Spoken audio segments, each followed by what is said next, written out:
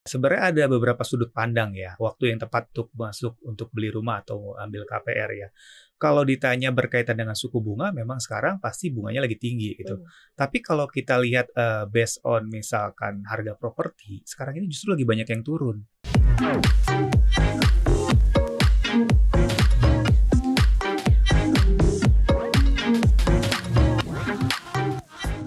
Halo Sobat Cuan, selamat datang di podcast Cuap-Cuap Cuan. Semoga Sobat Cuan selalu dalam kondisi sehat dan juga happy dan bahagia ya. Selamat datang di Koneksi Konten Ekonomi. Yes, Seksi. seksi. Hari ini kita ada newbie nih, ada Mas Ai Hidayah, editor CNBC Indonesia. Apa kabar Mas Ai? Kabar baik. Kabar baik, sehat ya. Dan juga ada Mas Adam Isa di sini, produser CNBC Indonesia TV ya. Halo. Nah, hari ini kita akan ngobrolin hal yang seru deh buat Sobat Cuan. Kita bahas sesuatu yang memang banyak banget jadi perbincangan sih. Terus kemudian banyak banget juga sobat-sobat cuan yang lagi mengalami kebingungan dan kepusingan gitu ya terkait cicilan KPR. Anda lagi mengalami kebingungan yang sama? Saya sudah selesai. Ih gila, udah lunas dong berarti ya. Alhamdulillah. Oh alhamdulillah. Kalau gue lagi nyicil sih, tapi gue pakai yang syariah, jadi floatingnya itu tuh dari depan. Jadi udah ketahuan bulan sekian sampai bulan sekian cicilannya berapa. Betul. Bulan sekian sampai sekian cicilannya naiknya berapa gitu ya. Nah ini teman-teman yang di konvensional yang kemudian udah pada dapat SMS ya dari SMS cinta gitu ya bahwa dari banknya cicilan KPR Anda naik. Dan naiknya tuh gini loh Mas, naiknya tuh lumayan besar-besar. Yang mungkin ambil awalnya cicilannya berapa, mungkin 5 juta tuh kok bisa sampai ke hampir 10 juta bahkan ya, 2 kali lipat. Sebenarnya kalau kita mau kasih mungkin pemahaman buat sobat cuan sekarang yang belum ngambil KPR dan gimana perhitungan sebenarnya bunga KPR nih kayak gimana sih? Mungkin Mas Ai punya cara-cara mudah gitu menghitungnya. Iya, biasanya memang kalau bank itu menawarkan KPR itu biasanya di awal itu akan ada bunga-bunga promo ya. Biasanya fix 3% setahun atau 2 tahun atau 3 tahun. Nah, ini sebenarnya jadi bagus sih sebenarnya buat para pejuang KPR ya. Mereka akan dapat bunga yang murah.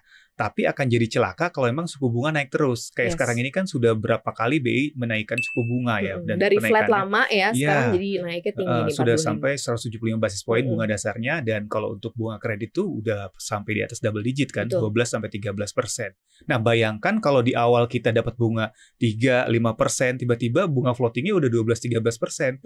Mau nggak mau kan pasti kenaikannya 2 atau 3 kali lipat ya. Dan itu pasti akan sangat terasa sekali gitu.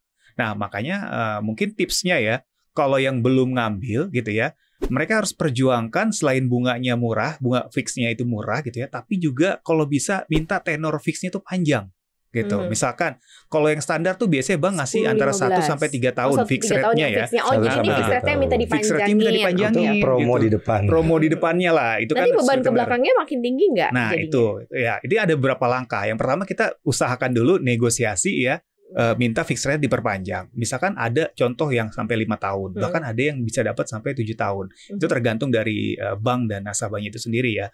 Kalau dilihat mungkin dia kreditnya bagus dan dia nasabah loyal bank itu bukan nggak mungkin dikasih makin panjang gitu.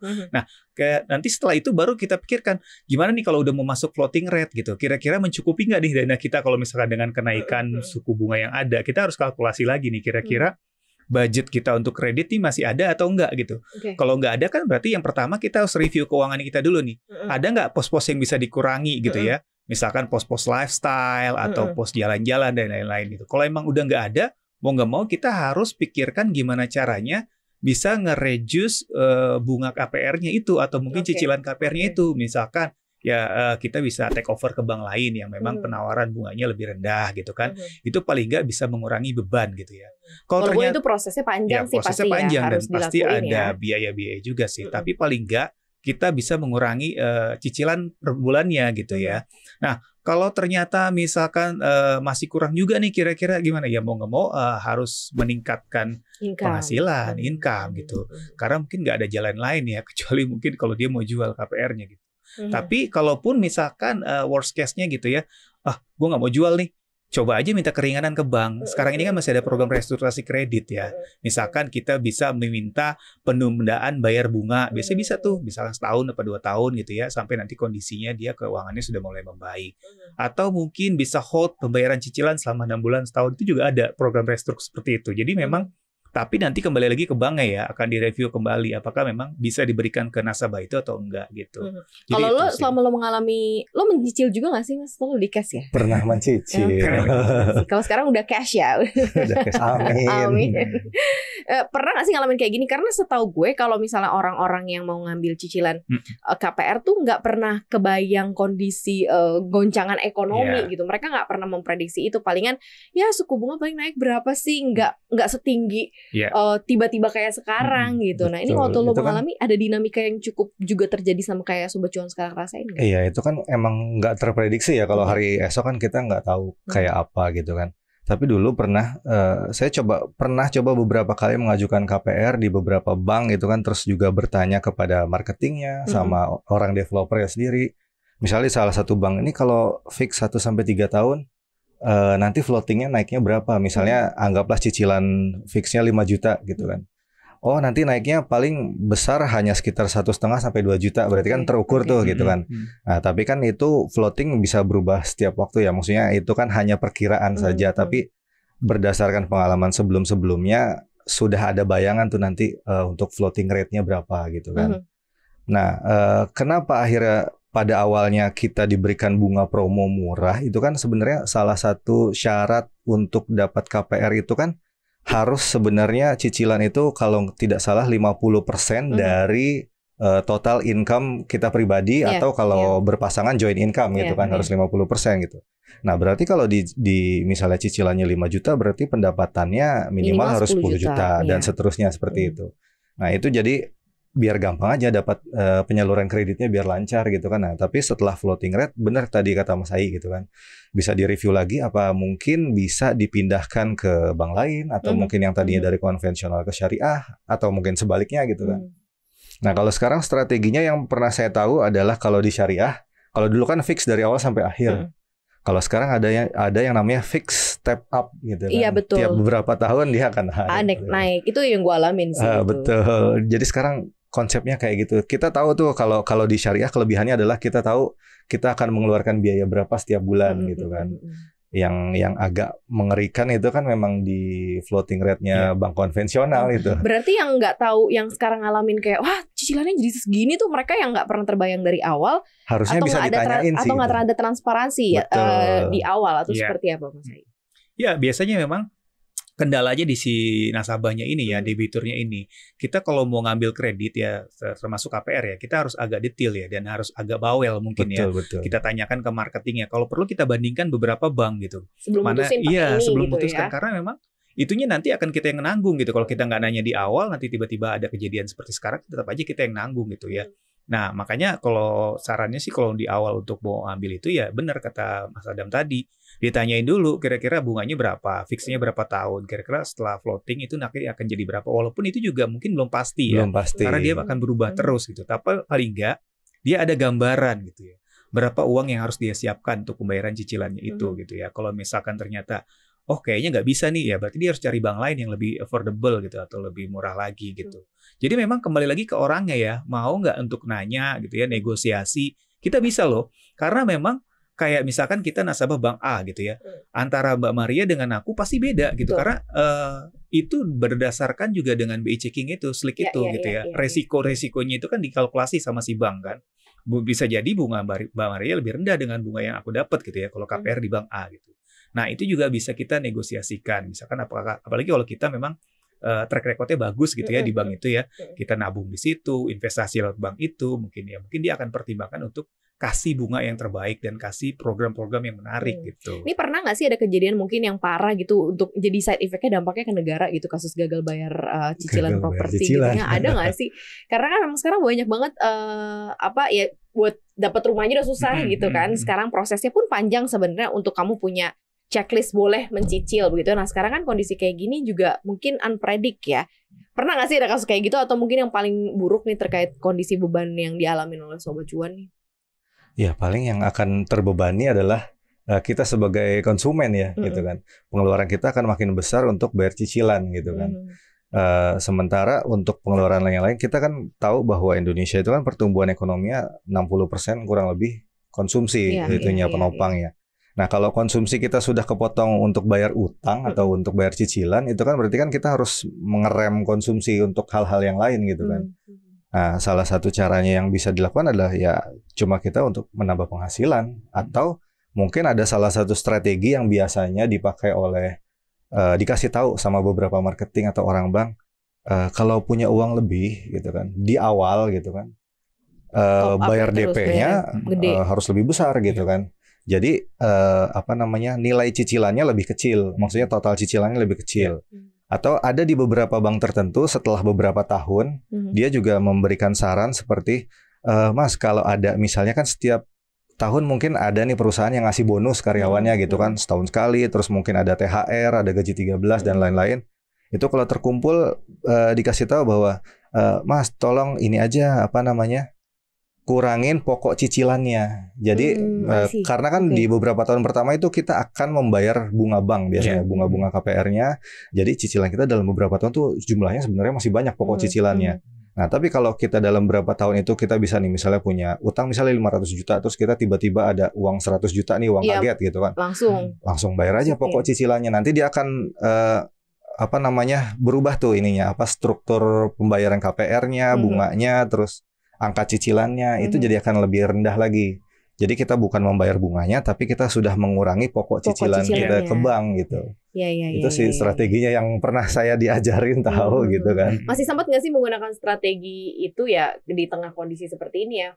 Apa yang harus dilakukan gitu loh Mas Ai? Shock dapat SMS gitu, aduh udah panik duluan gitu kan, di depan mata nanti rumahnya kalau nggak bisa dibayar diusir dari rumah gitu kan ya. Sebenarnya sih lebih baik jangan panik dulu ya gitu ya. Mungkin step awalnya yang harus dilakukan ya jika langsung dapat SMS cinta dari banknya gitu ya, buat cicilan KPR kamu naik gitu, apa yang harus mereka lakukan? Yang pertama pastinya harus cek financial kita dulu ya, financial check up dulu. Kira-kira kalau memang udah kenaikan, mencukupi nggak kita untuk bayar kenaikannya itu gitu. Kalau nggak mencukupi, berapa kekurangannya? Paling at least kita harus tahu dulu gitu kan. Nah, dari situ baru nanti kita cari solusi-solusi lain. Misalkan kita tekan biaya cicilannya itu dengan take over tadi gitu kan. Kita cari memang yang ngasih bunga lebih murah gitu ya, sehingga cicilannya bisa lebih rendah gitu. Atau yang kedua ya kita bisa juga itu tadi minta restrukturisasi tadi ya. Restrukturisasi kredit tadi gitu ya, penundaan bayar cicilan atau mungkin penundaan bayar bunga gitu ya. Sementara kita harus mengakumulasi keuangan kita, misalkan tadi kayak seperti Mas Adam bilang gitu ya, dengan harapan mungkin nanti akan ada uang masuk besar ya, bisa kita kurangi misalkan pokok hutangnya, atau mungkin kita bisa cari passive income yang lain gitu ya, untuk menambah income kita untuk menutupi kekurangannya itu. Jadi mungkin itu step-step yang harus dilakukan ya, supaya memang bisa tetap bisa mencicil gitu ya. Apalagi yang udah running 5 tahun. Iya, karena sayang banget kalau harus dijual kan. Gitu ya, sayang banget gitu. Dan dijual juga kayak bukan exit strategi yang baik ya saat ini. Kita nggak dapat untung sebenarnya kalau dijual di tengah KPR, nggak bakal dapat untung gitu. Sebenarnya ada satu saran lagi kalau dari awal, kalau memang mau mencicil KPR itu yang paling aman sebenarnya tidak 50% dari total income sendiri atau bersama pasangan ya, tapi di angka 30% gitu. Jadi ketika nanti dia floating rate, mungkin jadi pengeluarannya akan naik ke 50% bersama gitu kan. Nah, itu yang harus diantisipasi kan. Yang perlu diantisipasi adalah ketika bunga ada floating rate, bunganya floating. Saya pernah mengalami kayak dari cicilan 1 tahun pertama fix nih. Itu memang benar-benar biar kita masuk aja, jadi secara syarat udah pas gitu kan, penghasilan minimalnya masuk, terus uangnya bulanannya bisa masuk cicilannya. Nah, tapi setelah 1 tahun fix selesai, dia naiknya lumayan itu, berapa ya, kurang lebih 20-30% dari cicilan yang pertama gitu kan. Anggaplah misalnya cicilan awal pertama 5 juta, terus jadi 7 juta kan lumayan. Kalau penghasilannya tidak berubah, berarti kan itu akan memangkas pos kita yang lain gitu. Seperti itu. Bener sih ya, 30% dari income gitu ya. Jadi udah dilihat nih cukup nggak begitu ya. Nah, terus banyak pertanyaan, apakah memang this is a good time untuk mengambil cicilan rumah? Akhirnya banyak yang nanya, ini waktu yang baik dan tepat nggak sih untuk mulai punya KPR gitu, untuk bagian besar orang-orang yang pengen punya rumah gitu di tengah kondisi suku bunga yang sekarang gitu ya. Kalau menurut Mas Ai gimana? Karena banyak yang takut nih, karena kan banyak yang shock dengan cicilan tinggi. Nah, orang-orang yang baru mau punya KPR akhirnya pada aduh tar dulu deh kayaknya gitu. Padahal kan sebenarnya banyak pilihan-pilihan cicilan yang sebenarnya bisa ditelusuri ya sesuai dengan kebutuhan Sobat Cuan. Gimana Mas Ai? Iya, sebenarnya ada beberapa sudut pandang ya, waktu yang tepat untuk masuk untuk beli rumah atau ambil KPR ya. Kalau ditanya berkaitan dengan suku bunga, memang sekarang pasti bunganya lagi tinggi gitu. Tapi kalau kita lihat based on misalkan harga properti, sekarang ini justru lagi banyak yang turun. Gitu. Nah itu masih di bawah peluang kita untuk dapat harga properti yang murah tapi properti yang bagus gitu. Jadi sebenarnya itu suatu peluang gitu. Nah, tinggal nanti gimana kita nekan biayanya ini kan, biaya bunganya, biaya cicilannya gitu. Karena gini, pada prinsipnya harga properti itu kalau tidak terjadi krisis dia akan terus naik. Kayak contoh di Indonesia atau mungkin di berbagai belahan dunia ya, backlog antara supply and demand properti itu terutama rumah ya, itu gede banget. Bahkan Menteri Keuangan bilang milenial itu sekarang udah makin susah punya rumah karena harganya terus naik gitu. Jadi kalau waktu yang tepat kapan ya kalau bisa hari ini atau kemarin gitu. Betul. Untuk beli rumah gitu. Kalau bisa mundur kemarin. Kalau kata orang-orang marketing perumahan, kapan beli rumah? Harus sekarang. Karena Senin harga naik Jadi apalagi kalau kita udah punya lokasi yang emang kita incer gitu ya. Ternyata udah bagus nih, udah dapet nih properti di sini, harganya udah masuk. Ya udah tinggal kita ambil aja kalau apalagi dananya udah tersedia ya untuk DP dan segala macam, ya tinggal kita cari deh mana bank yang paling affordable memfasilitasi kredit itu gitu kan. Jadi kalau menurutku sih nggak usah ditunda-tunda, kalau emang sekarang ada dan udah cocok gitu ya rumahnya atau propertinya ya silakan aja gitu. Dan nggak mesti takut juga gak gitu mesti ya. takut juga gitu. Karena sekarang ada kemudahan juga untuk KPR, ada DP 0% ya. Iya, ada DP 0% dan segala macam. Karena kita nggak pernah tahu nanti ke depan, tahun depan atau beberapa tahun lagi harga rumahnya masih sama atau enggak gitu kan. Di perumahan tertentu aja, misalkan perumahan A gitu ya, tahun ini harganya segini, tahun depan mungkin udah beda lagi gitu, dan tahun depan udah beda lagi. Jadi bukan hanya dari sisi KPR-nya yang kita pikirkan, tapi dari harga propertinya juga harus kita pikirkan juga gitu. Bener sih. Gitu. Kalau sekarang lagi banyak yang diskon, kenapa enggak gitu ya? Kemarin pandemi sebenarnya untuk orang-orang yang masih megang liquid, ada cash, 2020-2021 itu saat yang benar-benar pas sih untuk beli properti. Terutama mungkin yang properti yang bisa disewakan kembali ya. Kayak di Bali gitu kan, itu harga properti jatuhnya bisa lebih dari 50% gitu kan. Dan itu untuk orang-orang yang punya cash ya tinggal ambil terus renovasi. Pandemi selesai, wisatawan masuk lagi, udah jalan langsung kembali. Bisnisnya jalan. Terus kalau beli rumah ya mungkin harganya memang nggak turun-turun banget, tapi itu sebenarnya 2020-2021 mungkin juga sampai saat ini ya masih sebenarnya harganya masih yang cukup bagus gitu kan. Walaupun suku bunga sudah naik, tapi kan kita tahu suku bunga kredit perumahan juga tidak turun-turun banget dari kemarin gitu kan. Gampang naik terus turun ya. Ya gitulah ya Sobat Cuan ya. Ini sedikit obrolan buat Sobat Cuan yang membaca juga sih. Kita ikut juga sih apa keresahannya Sobat Cuan gitu ya. Mungkin yang saat ini sedang lagi masalah mencicil KPR dan kaget gitu. Tapi ternyata banyak kok cara yang bisa ditempuh. Asal jangan shock, jangan panik gitu ya. Betul. Mungkin dicek lagi kembali apa yang memang bisa dilakukan. Ya coba tanya, ngobrol sana sini, tanya sama banknya apa yang bisa dilakukan. Nah baru nanti diputuskan deh yang paling terbaik. Kira-kira exit strateginya seperti apa nih untuk cicilannya Sobat Cuan ya.